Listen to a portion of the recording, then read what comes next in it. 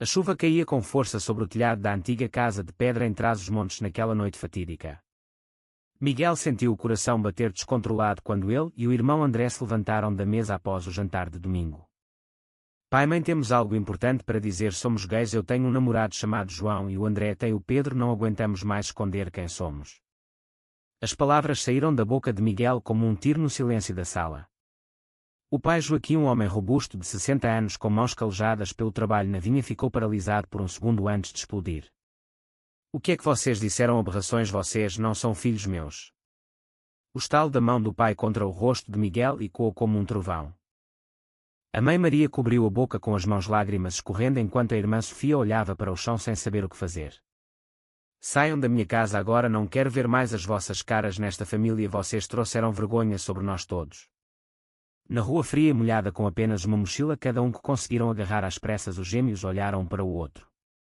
O que vamos fazer agora, Miguel? Perguntou André, a voz tremendo.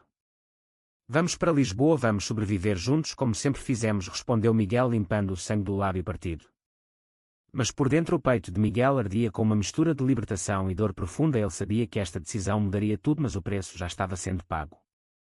A caminhada até à estação de autocarros pareceu eterna. Os irmãos, molhados até aos ossos, sentiam o vento cortante como lâminas nas feridas abertas do coração. André não parava de repetir baixinho: como é que ele pôde fazer isto? Somos filhos dele, sangue do sangue dele. Miguel apertava a mão do irmão tentando manter a compostura, mas as lágrimas misturavam-se com a chuva no seu rosto. Ele pensava na mãe que não os defendeu, no pai que sempre pregava o amor cristão mas rejeitava o próprio sangue, e na irmã que ficou calada como se eles fossem estranhos. No autocarro que partia para Lisboa às 2 da manhã, os dois sentaram-se no fundo, o corpo exausto mas a mente em turbilhão. Miguel recordava os anos de infância na vinha, a brincar escondidos entre as videiras, sonhando com uma vida livre. Agora tudo isso parecia uma mentira. André olhava pela janela escura, revivendo o momento em que decidiu contar a verdade ao irmão. Primeiro, depois, os dois juntos enfrentaram a família achando que o amor venceria o preconceito, mas a realidade foi um murro no estômago. Em Lisboa, a cidade grande e impessoal recebeu-os com indiferença. Chegaram ao amanhecer sem dinheiro, sem casa, sem plano.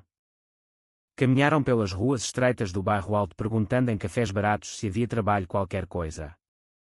O primeiro dia foi humilhante, recusados em 2 albergues porque pareciam demasiado jovens e suspeitos. Um homem mais velho ofereceu-lhes um quarto, mas com condições que eles recusaram imediatamente, sentindo o peso da vulnerabilidade. Passaram a noite num banco de jardim partilhando um pão e uma garrafa de água comprada com as últimas moedas. Miguel pensava no preço da verdade. Será que valeu a pena perder tudo pela liberdade? André sussurrava que sim, mas os seus olhos traíam medo. No segundo dia encontraram um quarto minúsculo num prédio antigo no Martim Muniz. O senhorio, um homem rude, cobrou adiantado e avisou: nada de problemas aqui. Começaram a procurar emprego. Miguel conseguiu um turno numa cozinha de restaurante. André lavava pratos no mesmo sítio. As horas eram longas, os patrões gritavam, mas pelo menos tinham um teto. As noites eram para conversar sobre o futuro, sobre o pai que os amaldiçoou, a mãe que talvez chorasse sozinha, a irmã que bloqueou os números deles no telefone. Miguel sentia culpa profunda, como se tivesse destruído a família. André sentia raiva pura, jurando nunca mais voltar. Mas juntos eles eram fortes. O laço de gêmeos era a única âncora no mar da rejeição. Passaram semanas assim, sobrevivendo dia a dia, enfrentando olhares tortos na rua quando andavam de mão dada pela primeira vez em liberdade. Um cliente no restaurante insultou Miguel chamando-o de nomes feios. Ele saiu chorando, mas André esperou à porta e disse: irmão, nós não vamos deixar que nos quebrem. Assim foi o começo da nova vida em Lisboa, longe da aldeia, mas com o passado a pesar como uma sombra constante.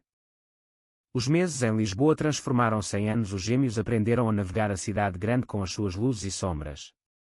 Miguel conseguiu um emprego melhor como assistente social numa associação de apoio a jovens LGBT. A sua própria dor tornou-se combustível para ajudar outros que passavam pelo mesmo inferno. André descobriu talento para design gráfico, começou a trabalhar freelance criando capas de livros e cartazes para eventos culturais. O dinheiro era instável, mas dava-lhe orgulho. Encontraram os parceiros: João para Miguel, um professor paciente e carinhoso que o ajudou a curar as feridas da rejeição; Pedro para André, um artista como ele, cheio de energia, que o fazia rir nos dias mais escuros. As noites de jantar em apartamentos pequenos tornaram-se momentos de felicidade frágil mas real. No entanto, os flashbacks não paravam. Miguel acordava suado lembrando o estalo da mão do pai. André tinha ataques de raiva quando via famílias felizes na rua. A irmã Sofia enviou uma mensagem uma vez pedindo desculpa, mas depois o silêncio voltou. O pai proibiu qualquer contacto. A mãe ligava escondida 1 ou 2 vezes por ano, chorando baixinho, dizendo que rezava por eles, mas nunca os defendia abertamente. Isso era uma traição silenciosa que doía mais que a expulsão. Um dia André foi rejeitado num contrato de trabalho porque o cliente descobriu a sua orientação através de uma foto antiga nas redes. O contrato evaporou-se, deixando-o sem dinheiro por semanas. Miguel pagou as contas, mas o orgulho de André ficou ferido. Eles discutiram pela primeira vez em anos, André gritando que a família os condenou a esta vida de luta, Miguel respondendo que a luta os tornou mais fortes. O laço de gêmeos resistiu, mas com rachaduras. O preço da autenticidade era alto. Amigos perdidos, oportunidades negadas, olhares de desprezo no metro. Ainda assim eles construíram uma rede de apoio, participando em marchas do orgulho em Lisboa, onde pela primeira vez sentiram que pertenciam a algo maior. João e Pedro tornaram-se família escolhida, ajudando nos momentos difíceis. Mas a sombra da aldeia nunca desaparecia completamente. Miguel sonhava com o perdão, André jurava vingança interna. Passaram 10 anos assim, vidas estabilizadas, carreiras em ascensão, corações parcialmente curados, mas a ferida familiar ainda sangrava. Até que um dia o telefone tocou, era a mãe com voz trema. O pai teve um AVC grave, o negócio da vinha está a falir, venham por favor antes que seja tarde. Os gêmeos olharam um para o outro, o momento que temiam e secretamente esperavam tinha chegado. André disse: não vamos. Miguel disse: talvez seja hora de fechar o ciclo. Depois de horas de debate decidiram voltar, mas não de mãos vazias. Tinham uma decisão planeada há meses, uma fundação para jovens LGBT rurais financiada com as poupanças deles e parte da herança que reivindicariam. Iriam propor salvar a vinha transformando parte dela num centro de apoio, mas só se a família aceitasse publicamente quem eles eram. Essa era a decisão que iria chocar tudo.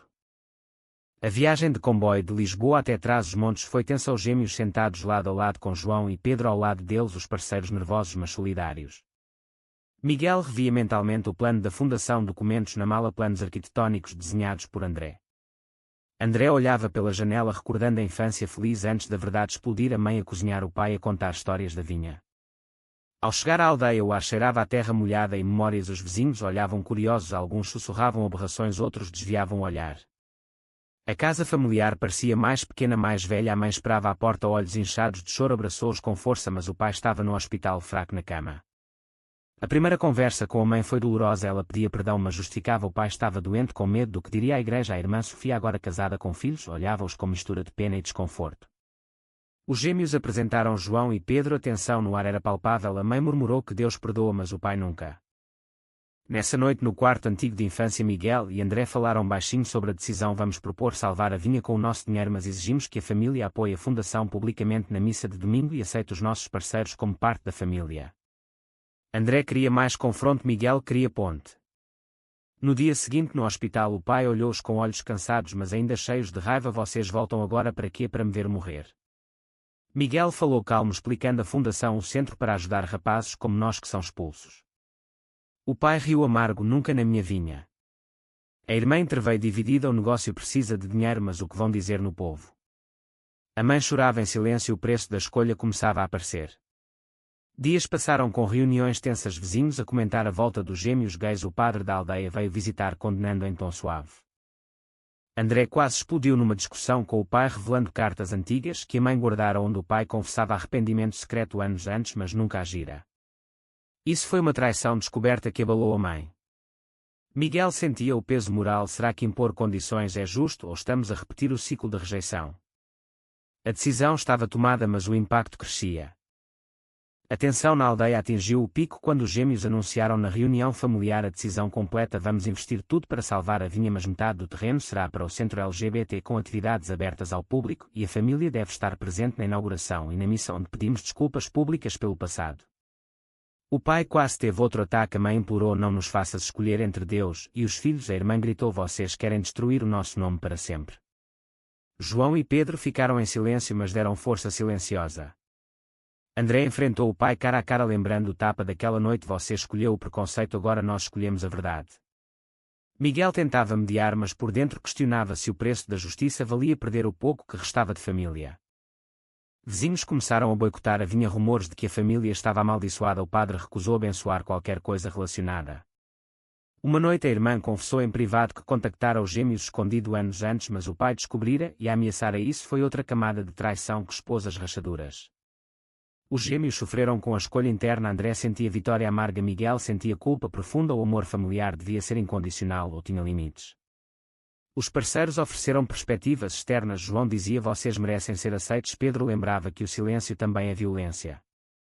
Uma confrontação pública na praça da aldeia quase degenerou quando um tio gritou impropérios e André respondeu com calma, firmeza mas dor visível.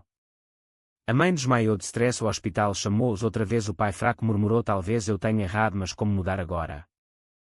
A decisão estava a abalar tudo, relações rompidas, oportunidades perdidas, mas também despertando consciências em alguns jovens da aldeia que se aproximavam em segredo. O preço era alto, mas os gêmeos pagavam juntos.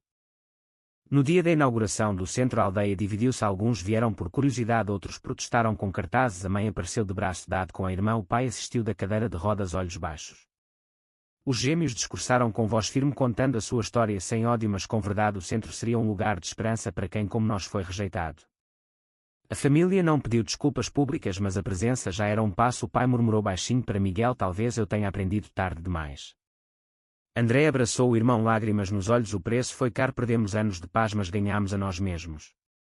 João e Pedro juntaram-se ao momento romântico, simples mas profundo, beijos na testa, mãos entrelaçadas sob o sol da vinha que agora misturava passado e futuro. A mãe abraçou-os finalmente sem condições, a irmã prometeu tentar mudar. Mas nem tudo foi resolvido, alguns parentes cortaram laços para sempre, o negócio salvou-se mas com cicatrizes. Os gêmeos voltaram a Lisboa com a certeza de que a escolha valera a pena, o despertar foi coletivo. Anos de dor transformaram-se em força, o laço de gêmeos mais forte que nunca. A família nunca mais foi a mesma, abalada mas talvez mais humana. Você acha que os gêmeos fizeram a escolha certa ao regressar e impor condições para a reconciliação, ou o amor familiar deve ser sempre incondicional independentemente do preconceito e da dor causada?